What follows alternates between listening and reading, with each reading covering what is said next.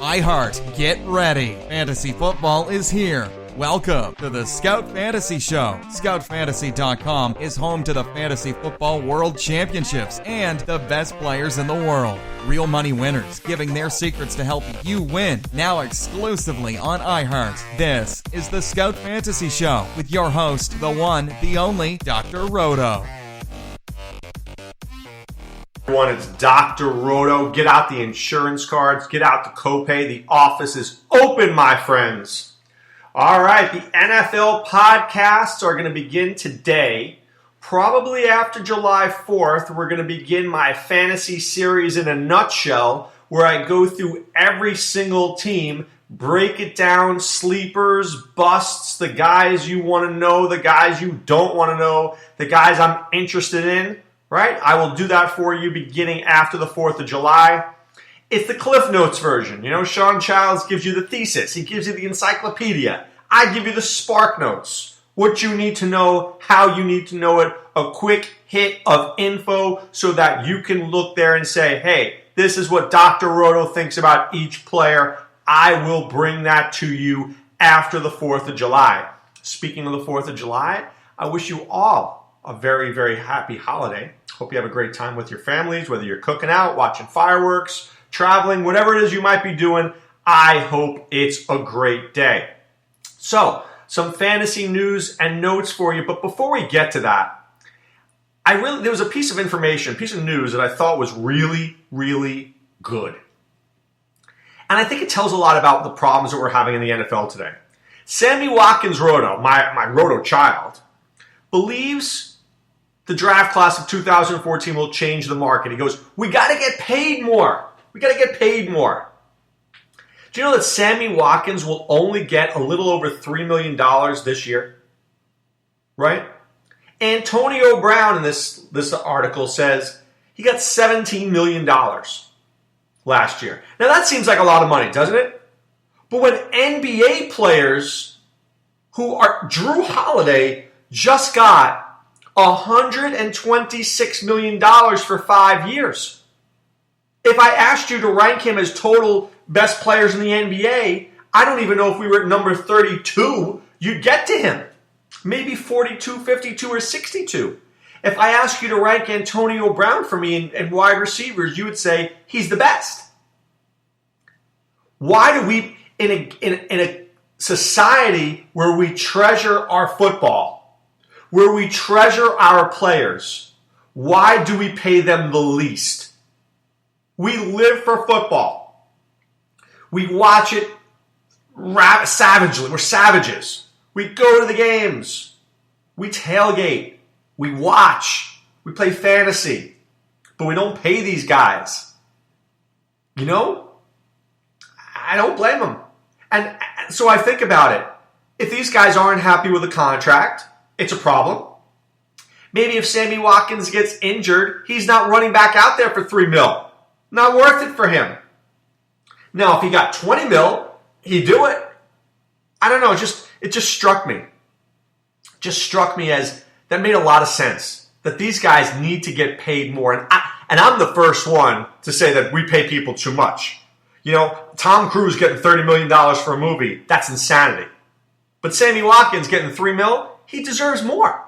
When I see crummy basketball players getting $25 million. Seriously. When Paul Millsap, who's a good player, makes $30 million a year, I think Antonio Brown, who's getting his body beat down, concussions galore, right? He should get paid more too. So there was an interesting piece of news out there yesterday that I'm sure people caught. Matt Jones hired Drew Rosenhaus as his new agent. So fantasy owners will look at that. Yeah, Matt Jones, I remember him. Maybe if he goes somewhere, he'll be good. Well, maybe it will, maybe it won't. You have to ask yourself this. If I draft a Matt Jones, what am I hoping for? Seriously, what is my upside? Your upside with Matt Jones is that he flashes for 2 weeks. Because there's no way he's good enough to hold the job for a full season.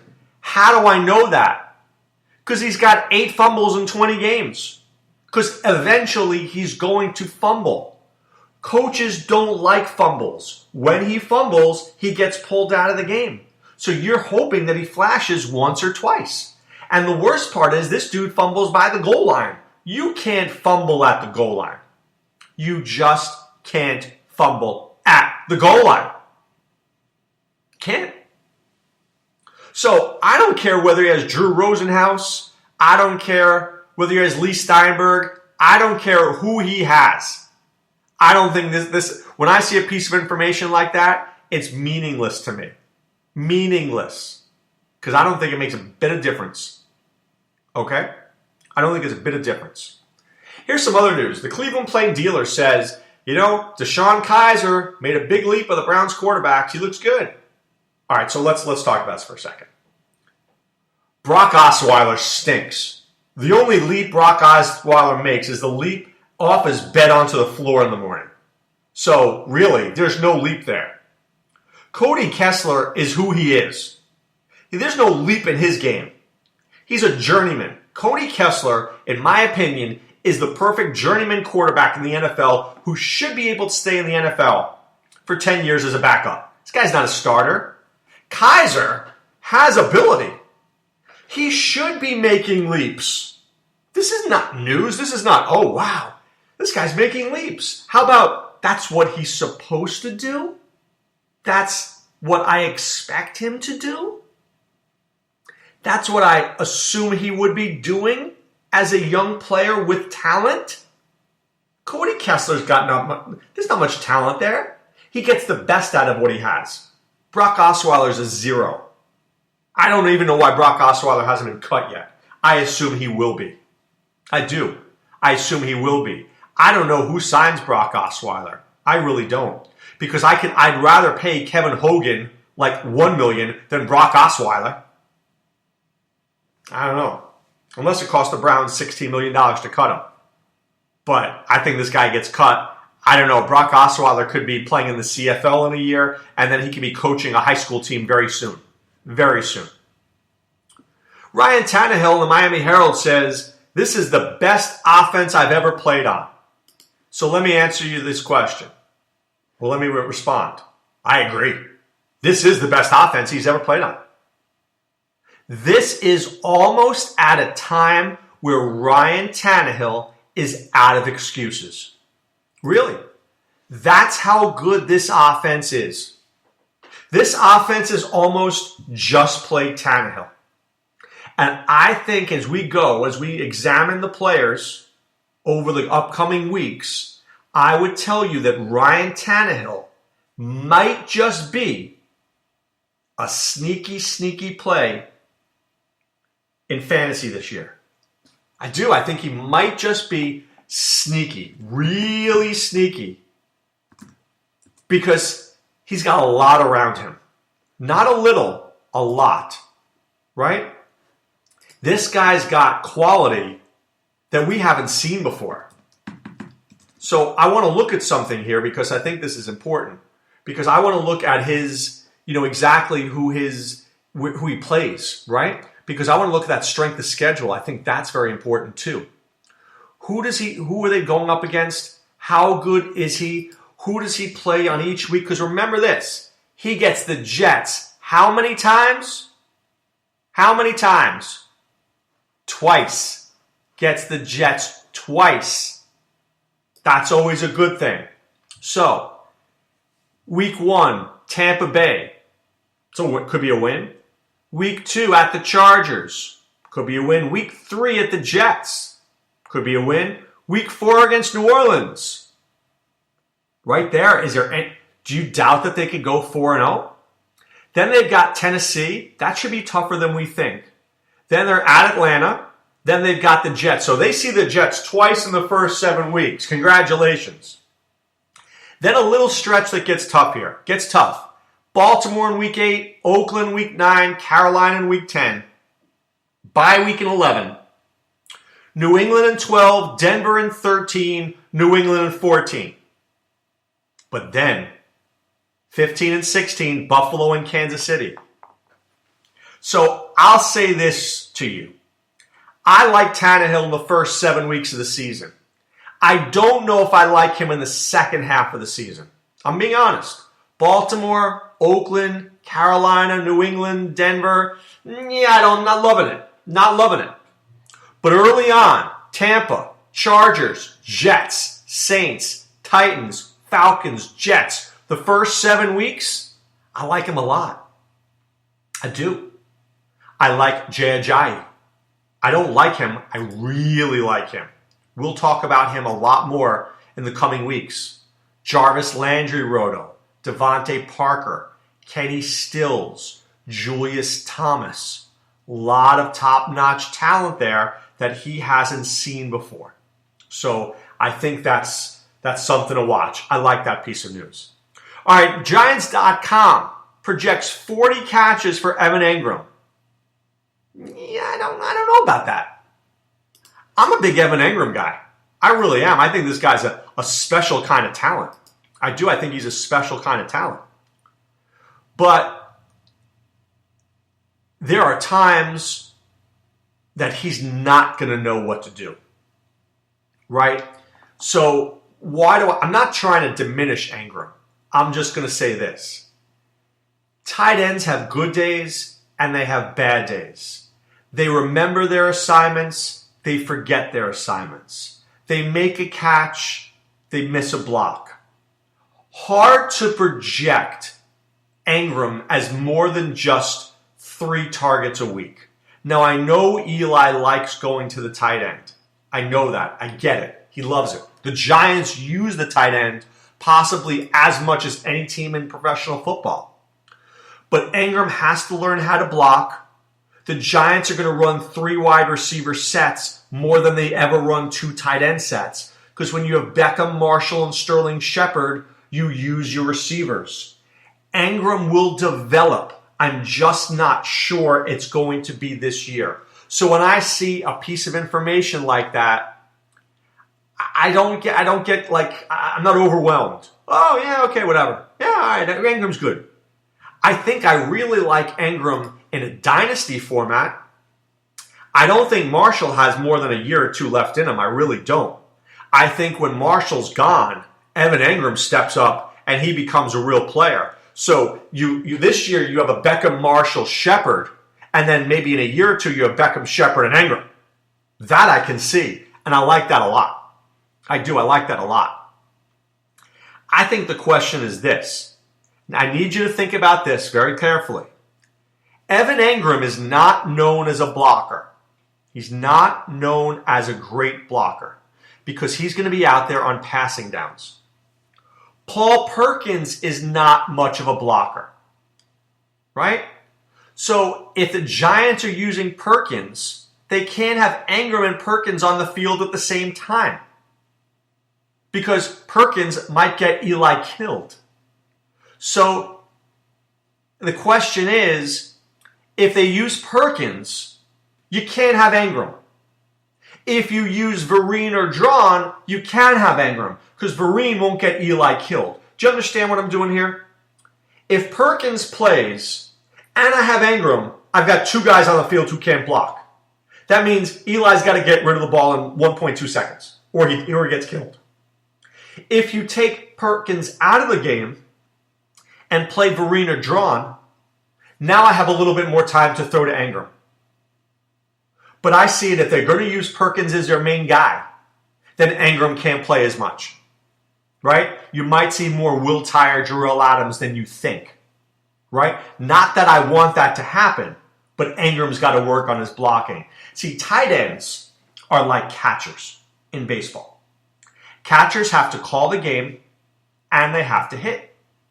Sometimes catchers don't become great hitters until they're older because they have to learn the defensive part of the game first. They have to learn to catch. When they learn to catch, then they can concentrate on their hitting. It's like a tight end. They've got to work on their blocking first, then they work on their receiving. Very rarely do they work on their receiving first, a la Hunter Henry. Hunter Henry worked on his receiving because they had Antonio Gates. But because the Giants don't have anybody else, Engram's got to really work on his blocking. Right? Block first, pass receive second. This will make Engram a much better and more talented player. That's how it works. Okay? So I want you to look at that, and I want you to look at these informations, right? These nuggets that we're getting, and ask yourself what it means. Right? What do these nuggets mean? Latavius Murray. NFL.com reports Latavius Murray admits Dalvin Cook is ahead of him in the Vikings running back competition. You think? Hello? No-brainer here. Why? Because Lat Murray is limited. Lat is limited. He's a big dude who runs into things. Dalvin Cook is a little dude who runs around things. Lat Murray will be used in short yardage situations. 3rd and 1, you'll see Lat Murray. 4th and goal, you'll see Lat Murray. I think you're going to see a lot more Dalvin Cook than you think. Now, I don't know whether Dalvin Cook is ever going to get 250 carries, but I think Dalvin Cook gets himself 20 touches a game. I do. So 20 times 16 is 320 touches. So if I think Dalvin Cook, wow, that's a lot of touches a game. 320, and I say give him 60 receptions, means 260 carries. So let's see, 260 divided by 16 is about 16 carries a game. I think less. I see Dalvin Cook at about 14 carries a game is 224 plus 60. I'll say about 285 touches for Dalvin Cook. That seems about right. I think about 14 carries and 6 catches a game. That's a Dalvin Cook game. That'd be pretty great for him. That'd be pretty great. Does he get that? I don't know, but I think that's an ideal for him. I think Lat Murray's more of a 10 carry guy, maybe 1 catch a game. He's never really been a guy who catches the football a lot, right? I mean, he had 17 his first year with Oakland, then he had 41 and 33 the next 2 years, so he showed okay hands, but I wouldn't call him a great receiver. But maybe I'm being too generous to Cook. Maybe Cook gets 12 to 14 carries and 4 to 5 catches a game. So maybe he's about, so let's see, 12 times 16 is 192.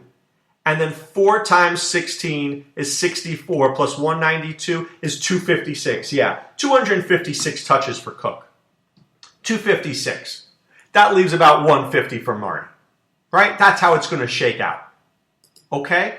I need you to think like that. We need to learn how to think like that together.